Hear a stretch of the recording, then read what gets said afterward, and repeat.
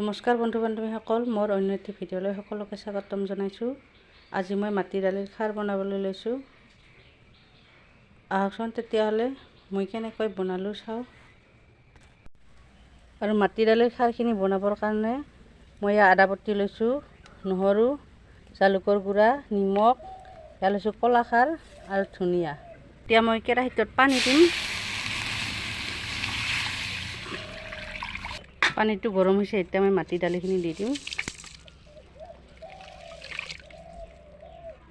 এতিয়া মই নিমখ দি দিম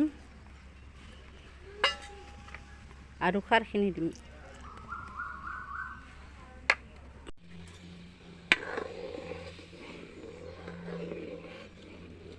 মাটি দালিৰ আঞ্জাখন মোৰ হৈয়ে গ'ল প্ৰায়।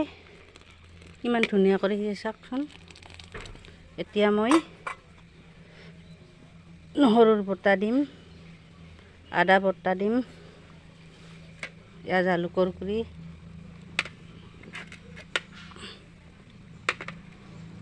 আৰু মই ধনিয়াখিনি দি দিম।